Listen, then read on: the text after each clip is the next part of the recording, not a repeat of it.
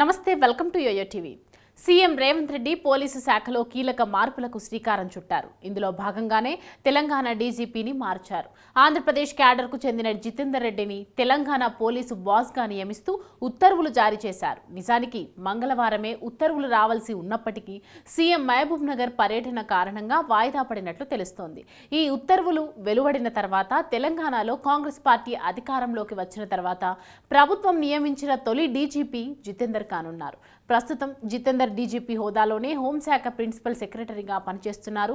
Vigilance and enforcement డైరెక్టర్గా అదనపు బాధ్యతలు కూడా నిర్వర్తిస్తున్నారు. పంజాబ్లోని జలంధర్లో వ్యవసాయ కుటుంబంలో జన్మించిన జితేందర్ ఆంధ్రప్రదేశ్ కేడర్కు చెందిన 1992 బ్యాచ్ ఐపీఎస్ అధికారి. నిర్మల్లో అసిస్టెంట్ సూపరింటెండెంట్ ఆఫ్ పోలీస్గా ఆయన కెరియర్ను ప్రారంభించారు. ఆ తర్వాత బెల్లంపల్లిలో అదనపు ఎస్పీగా పనిచేశారు.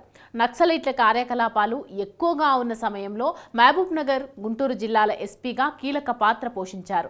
జితేందర్ 2004 నుండి 2006 వరకు ఢిల్లీ సిబిఐ గ్రేహౌండ్స్తో కలిసి పనిచేశారు. తర్వాత ఆయన డిప్యూటీ ఇన్స్పెక్టర్ జనరల్గా పదోన్నతి పొంది విశాఖపట్నంలో బాధ్యతలు చేపట్టారు. అప్పాలో కొంతకాలం పనిచేసి తెలంగాణ ఉద్యమం సమయంలో వరంగల్ రేంజ్ డీఐజీగా కొనసాగారు. Andhra Pradesh CID, enquiry commission, vigilance and ఎన్ఫోర్స్మెంట్లో బాధ్యతలు నిర్వర్తించిన అనంతరం హైదరాబాద్ కమిషనరేట్లో ట్రాఫిక్ అదనపు కమిషనర్గా పనిచేశారు. తర్వాత తెలంగాణ శాంతి భద్రతల విభాగం అదనపు డీజీపీగా, జైళ్ల శాఖ డీజీగా పనిచేశారు.